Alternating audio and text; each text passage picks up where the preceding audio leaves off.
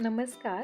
आजच्या व्हिडिओमध्ये मी तुमच्याबरोबर फक्त 1 कप रव्यापासून ओल्या नारळाची अशी मस्त खुसखुशीत करंजी कशी बनवायची याची रेसिपी शेअर करणार आहे.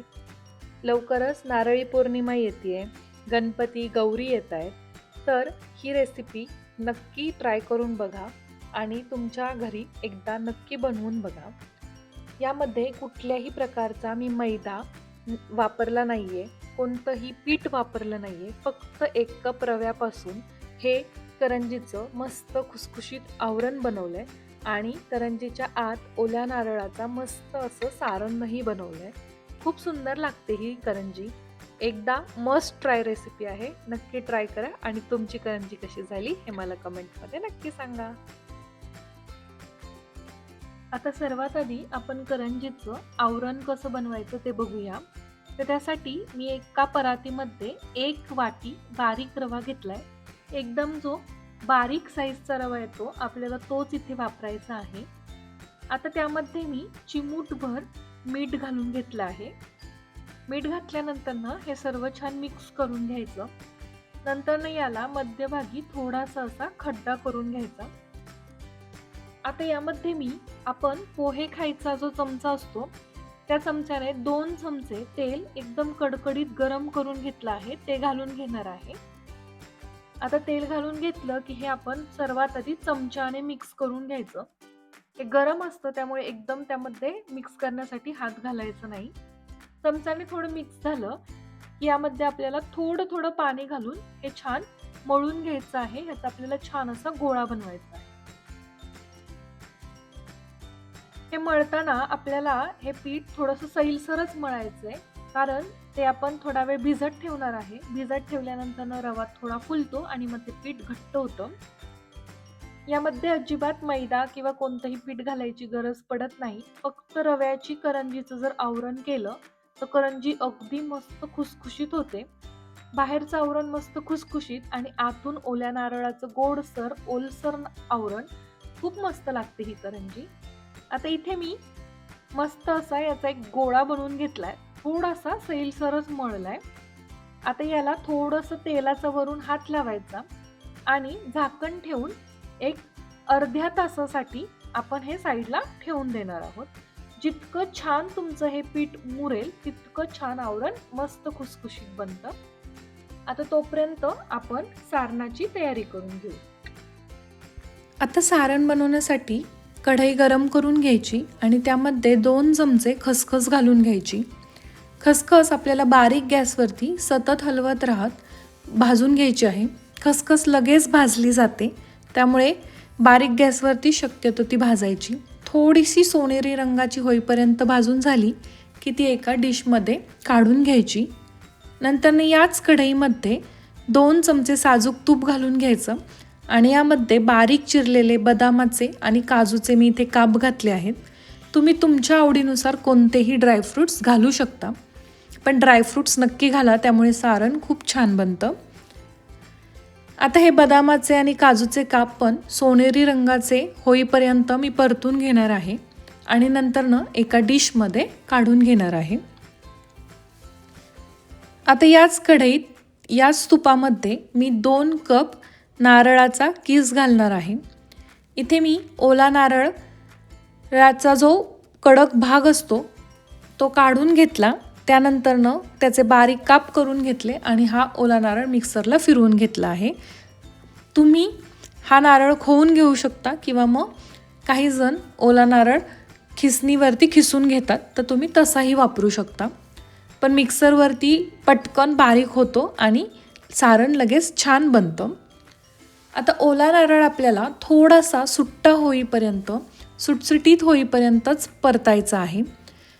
ओल्या नारळामध्ये जो पाण्याचा अंश असतो तो पूर्णपणे निघून जाईल इथपर्यंत आपल्याला तो व्यवस्थित परतून घ्यायचा आहे. ओला नारळ परतताना तो कढईमध्ये खाली लागणार नाही याची काळजी घ्यायची. आता तुम्ही ते बघू शकता, ओला नारळ मी व्यवस्थित परतून घेतलेला आहे. तो मस्त सुट्टा झालेला आहे. थोडासा सुकं झालेला आहे ते ओल्या नारळाचा कीस. आता आपण 2 वाट्या ओल्या नारळाचा कीस घेतला होता, तर त्यासाठी मी अर्धी वाटी बारीक चिरून घेतलेला गूळ आणि अर्धी वाटी साखर घालणार आहे. गूळ आणि साखर दोन्हीही घातल्यामुळे हे सारण अतिशय सुंदर बनतं.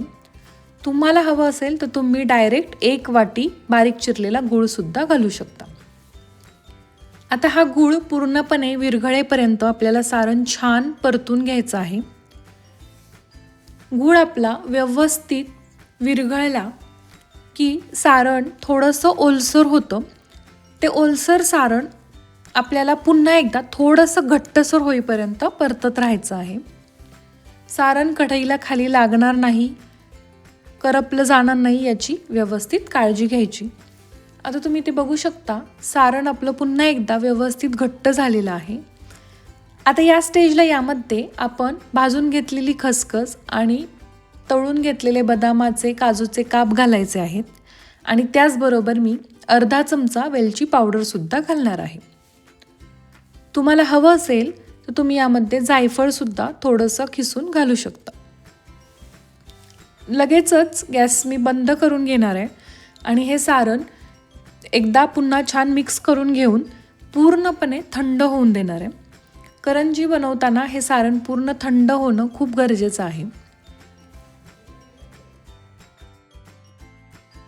तर आता एक अर्धा तास झालाय, आपलं पीठ हे छान भिजलं आहे. तुम्ही बघू शकता रवा एकदम मस्त फुलला आहे, त्यामुळे हे पीठ आपण जे मळून ठेवलेला गोळा तो थोडासा अजून घट्ट झाला आहे.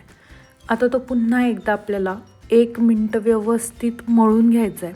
गरज वाटली तर तुम्ही पाण्याचा हात लावून तो मळू शकता.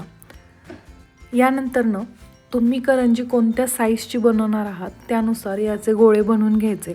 आज मी साच्यामध्येच करंज्या बनवणार आहे, त्यामुळे त्या छान आणि पटकन बनल्या जातात. तर साच्याच्या बाहेर थोडासा करंजीची लाटी येईल एवढी मी लाटी बनवणार आहे, त्यानुसार मी इथे गोळे बनवून घेते आहे. आता हे गोळे जे बनवलेत आपण ते लाटून घ्यायचे. लाटताना करंजीची लाटी नेहमी पातळ लाटायची, त्यामुळे मग करंजी मस्त खुसखुशीत होते. जाड लाटायची नाही, जाड लाटली तर करंजी मऊ पडते. तुम्ही बघू शकता इथे आपल्याला अजिबात तेलाचा किंवा मग पीठ लावायची अजिबात गरज पडत नाही आहे. छान ही लाटी लाटली जाते, अजिबात चिकटतही नाही आहे. आता ही साच्यामध्ये लाटी व्यवस्थित ठेवून घ्यायची. लाटी व्यवस्थित साच्याच्या बाहेर येईल याची काळजी घ्यायची, त्यामुळे करंजी तुटत नाही. आणि आपण जे सारण बनवलं होतं ते आता पूर्णपणे थंड झाले, ते मी आता यामध्ये भरून घेणार आहे. सारण करंजीमध्ये भरताना बऱ्यापैकी जास्तच भरायचं, खूपही जास्त भरू नका की जेणेकरून करंजी तुटेल. पण अगदीच कमी जर करंजीत सारण भरलं तर मग तीच करंजी खायला मज्जा येत नाही. आता साचा लावून घ्यायचा, व्यवस्थित सर्व बाजूनी दाबून घ्यायचा, त्यामुळे करंजी व्यवस्थित बनते आणि तेलामध्ये फुटत नाही. आता मी एका साईडला तेल गरम करण्यासाठी ठेवलं होतं. तेल व्यवस्थित छान गरम झालं आहे. गॅसची फ्लेम मीडियम करून घ्यायची आणि त्यानंतरनं त्यामध्ये करंजी सोडायची. मी एका वेळी शक्यतो 1 किंवा 2 करंज्या तळते, कारण करंज्या एकदम पटकन तळल्या जातात, त्याला अजिबात वेळ लागत नाही. करंजी तळताना त्याच्या वरच्या बाजूने झाऱ्याने असं थोडं थोडं तेल टाकत राहायचं, त्यामुळे वरच्या बाजूने सुद्धा छान पापुद्रा येतो, मस्त करंजी खुसखुशीत होते. दोन्ही साईडनी सोनेरी रंगाची होईपर्यंत करंजी व्यवस्थित तळून घ्यायची आणि अशा प्रकारे राहिलेल्या आपल्या करंज्यासुद्धा आपल्याला अशाच प्रकारे बनवून घ्यायच्या आहेत. ह्या ओल्या नारळाच्या करंज्या 2 ते 3 दिवस व्यवस्थित टिकतात. ओला नारळ असल्यामुळे थोड्यासा करंजीचा 4 ते 5 दिवसानंतर वास येऊ शकतो, त्यामुळे या करंज्या बनवायच्या आणि लगेच खाऊन घ्यायच्या. जास्त दिवस या करंज्या टिकत नाहीत. तर ही होती आपली ओल्या नारळाच्या करंजीची एकदम साधी, सोपी आणि झटपट होणारी रेसिपी.